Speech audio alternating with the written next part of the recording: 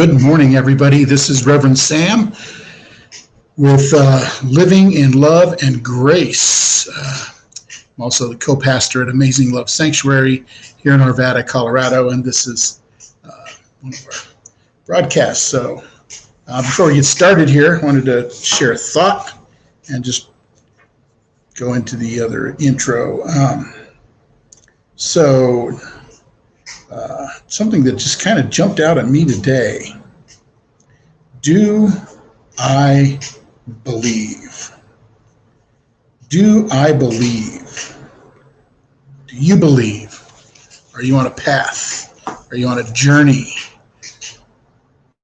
Are you following a thought today? Let's think about that and we'll get back to that. So let me put this on here for a minute.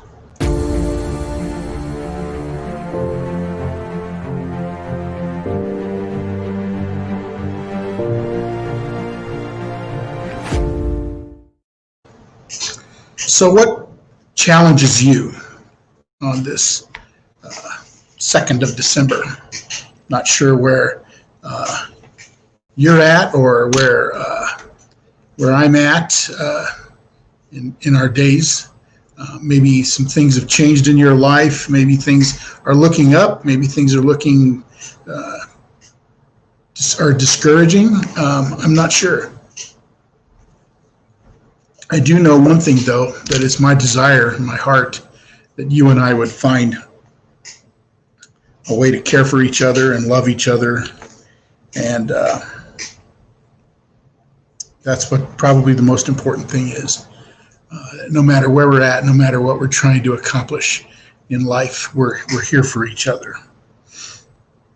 I've learned one thing in 62 years, 38 years of ministry. Each one of us bears a responsibility of responding to the divine or to God. And so you might respond to different things, different readings, different teachings, your church, your pastor, your synagogue, whatever it is, but we each bear responsibility to walk that path. And I love the fact that we have learned so much from each other. And we here at Amazing Love Sanctuary, being an interfaith ministry, we learn so much from so many different people. And it's beautiful. So there's some wonderful things that we can learn from each other to encourage each other of different faiths, of different religions, of different practices. At Christmas, here we are in Advent. A few years ago, I started lighting the Advent candle, and in my tradition that I grew up in, we never did anything like that. That was considered way too high church. Only the people in the high church did that. We were just low church Pentecostals, so we didn't light candles and things like that. But I, over the years, have learned to explore and to love the beauty of that. And I love doing that even in my own personal life. So in the month of December, for Advent, we light a candle. This last week, we talked about hope. This next week, we'll talk about peace. So if you watch us on Sunday mornings on our Amazing Love Sanctuary channel, you'll experience that with us. And we've kind of made it an interfaith expression for each one of us and that are here at Amazing Love Sanctuary. But here we are going into December. Today I'm kind of a little bit down because it's my birthday of my youngest brother, Roger, and he passed away a number of years ago, and we deeply miss him. He was such an alive part of our family, and I always said he was the best of us. But we miss him today, and I'm a little bit down thinking that. through. So I'm thinking of, a little bit down because of the expressions of grief and his death. And it was enough years ago, but when you're down in your family and you've lost, there's 4 or 5 of you, because my father died, my mother died, my 2 brothers have died, and so it's just my sister and I. And so death is very real to us. And so I deeply miss that part of my life. And so so here we are today. And my challenge for you and I is to walk the path that is in front of you. And it may be different for one person to another person. So anyway, before we get started, I wanted to share a short prayer, and you can say this with me. If you use the Common Prayer Book, you'll recognize this. O Lord, let my soul rise up to meet you as the day rises to meet the sun. Glory to the Father, the Son, and the Holy Spirit, as it was in the beginning, is now, will be forever. Come, let us bow down and bend the knee, and let us kneel before the Lord our Maker.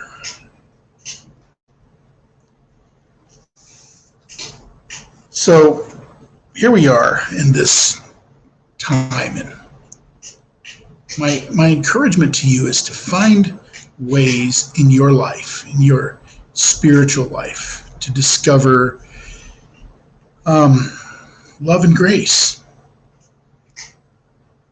And that's a hard thing to discover because we get lost in it. I shared some memes I put together.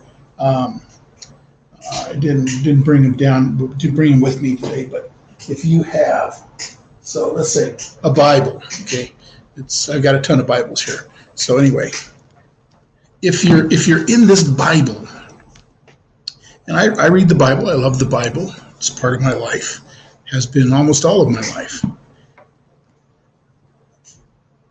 But if you're looking for legalism, fundamentalism, the law, it's there. You can become a real narrow-minded cynic. You can become a real narrow-minded, let me put it carefully, or just put it the way it is. You can become a real narrow-minded jackass with this book. And I love the Bible. Or you can, and I posted this yesterday, or you could dig a little bit deeper. And if you did that, you would see the beauty of God's grace and God's love. So in that book, you can take the Bible, and in that book, you can find legalism, you can find hate, you can find all kinds of ugliness in the Bible. But you can also find love and grace and peace. It's kind of your choice. It's kind of how you decide to read the book. And I think that's true about any faith, any religious path that you're going to walk. I choose to walk on the side of love and to search for and cling to love and grace. I've seen the effects. I've seen the bitterness that people assume in their life when they're just filled with legalism and fundamentalism and everything. Everybody's wrong, and there's and us versus them, and it poisons their soul. Become kind of become jerks almost. And I'm really concerned about people that choose that as a way of expressing their faith in their life. So I want to encourage you today to discover love and grace. It's not always easy. It's not always easy to find love especially when you feel unloved, especially when you feel abandoned by God, by the church, by people, especially when you sit and you watch a world that is filled with critical spirits and bitterness and hate. And your cry really is, how long is this going to last? Where will I be? Where will I find love? Where will I find love? That's probably the most important thing. Is that love is expressed in so many beautiful and wonderful ways, and we miss it, and we lose. We forget how important love is for us. Some people just can't take that next step. They like the burden. They like the bitterness. They love the anger. And they've learned how to walk with that, carrying that heavy burden with them everywhere they go. But I do know this, once you discover the freedom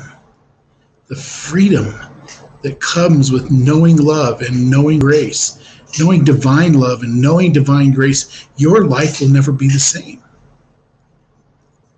The path that you've chosen to walk will be different. The books that you read will be different. If you read the Bible, it will be different. If you pray, it will be different. If you meditate, it will be different, because you've discovered the freedom that comes with love and grace. It's a simple message. It's a simple message. And maybe that's the problem for us as Americans, is that we don't want it simple. We want 10 steps. We want 10 things that I have to do, 20 things that I have to do. Give me 5 books to read and I'll read them. And if that'll change my life, I'll do it. But this is kind of up to you to walk the walk, discover grace, and share it with people around you. Share it with others around you. That's kind of where my heart's at for all of us today, that we would discover the beauty of love, the beauty of grace. So one of the things I think about in this time of the year, this season,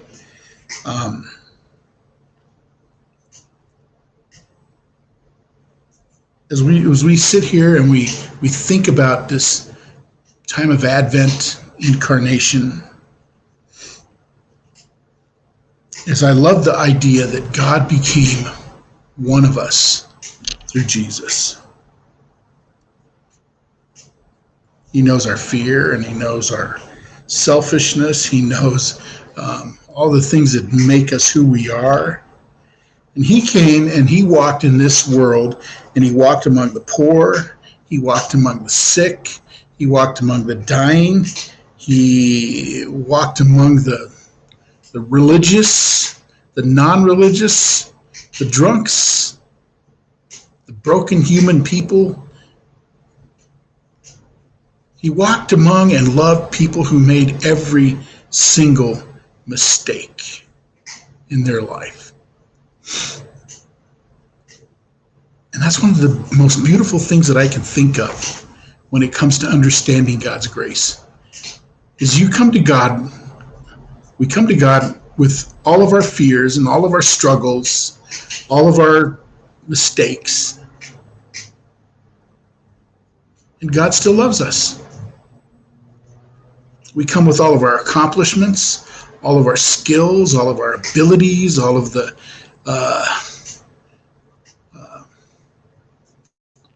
positive things about us. And God doesn't love us any more or any less. He just loves us. It's kind of how we look at our children. So I have 2 daughters, and they're both very different.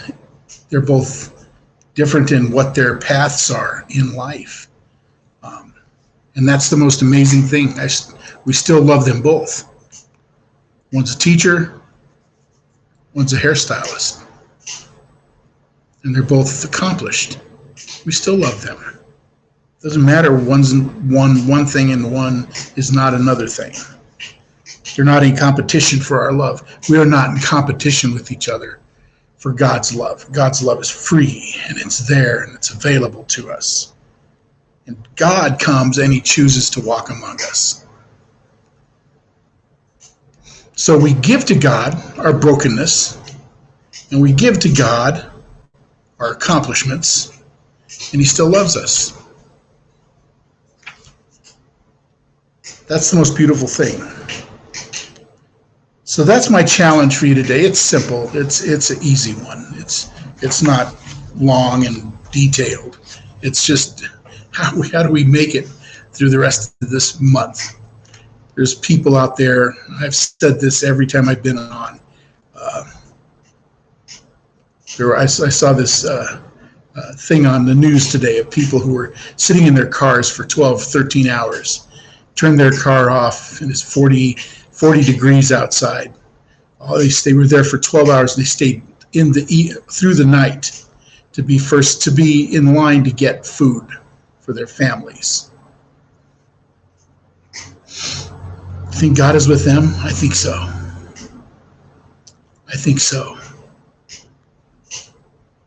People running out of gas while they're waiting in line.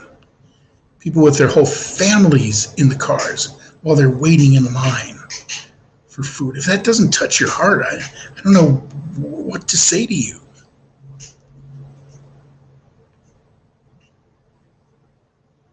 It just breaks my heart.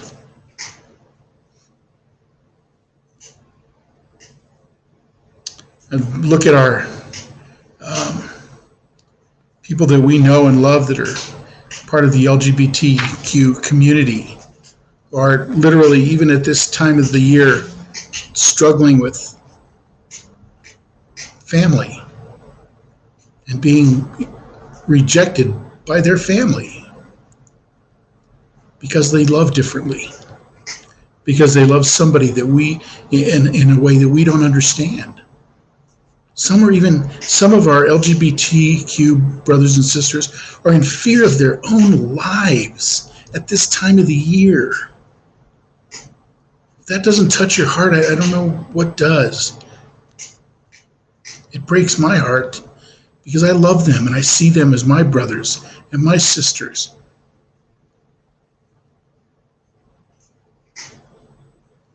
So wherever you're at today in this situation, in this search for love and grace, it's my prayer that you find it. It's my prayer that you discover the beauty of God's love and grace. And if you need to know, we say this all the time. Our whole ministry has changed. We see ourselves as virtual pastors. If you need a pastor, we're here. It might be virtual, it might be Skype or whatever it is. We're here to love you and pray for you, not judge you, not criticize you, but to stand with you in the most difficult time of your life. That's what we're here for. And I hope you know that, and I hope you understand that that's really what we're trying to accomplish in life. So I want to close with a prayer, and then I'm going to read my forever love commitment. May the peace of the Lord Christ go with you, wherever he may send you. May he guide you through the wilderness, protect you through the storm. May he bring you home rejoicing at the wonders he has shown you, and bring you home rejoicing once again into our doors. That prayer and that talk was from the Liturgy for Ordinary Rascals. If you're looking for that, that's a good one. I read it a lot, sometimes every day. It's my forever love commitment that I want to share with you today. And I hope it touches your life. I want you to know that I am committed to you. You will never knowingly suffer at my hands. I will never say or do anything knowingly to hurt you. I will always, in every circumstance, seek to help you and support you. And if you're down and I can lift you up, I will do that.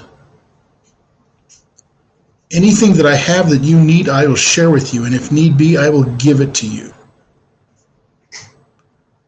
No matter what I find out about you, no matter what happens in the future, good or bad, my commitment to you will never change. And there's nothing you can do about it. You don't have to respond. I love you. That's what that means. It's probably one of the hardest things to read, to practice. Because we're opening our hearts to one another. And so many people, their love falls so short. Well, I found this out, and I found that out, or you did this, or you did that. Or people that say, well, you don't know what my past was like, Reverend Sam, Pastor Sam. I did this, and I did things that I can't even talk about. That's okay. We're not here to judge you. We're here to love you. So that's my encouragement to you. I encourage you to walk the path that you're walking. Discover love and grace in that. Open your heart and your mind and your life to people that will love you and not judge you. And bring to God everything you are. That's the image that He created in us. All of us. Whether we feel like we failed, you will never compromise. Even in our failures, it will never compromise God's love for us.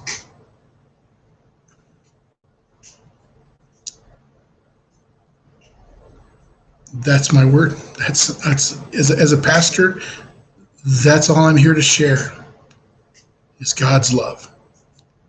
I don't know what other pastors do, but that's just not my calling to beat up on people.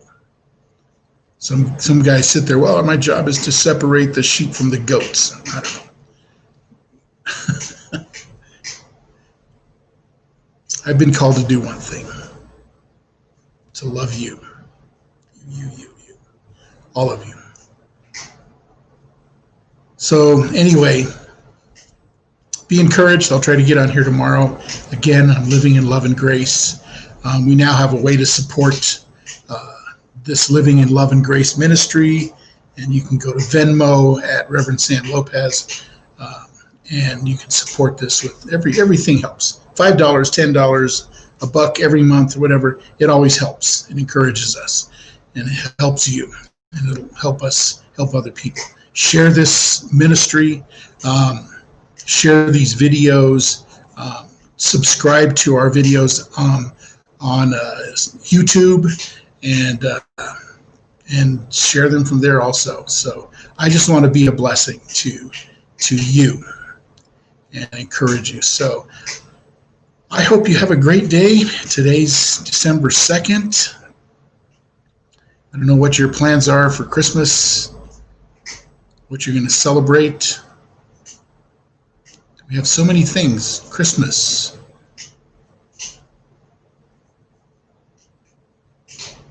All kinds of different things we got that are going. At my house, the Christmas tree's up and the lights are up.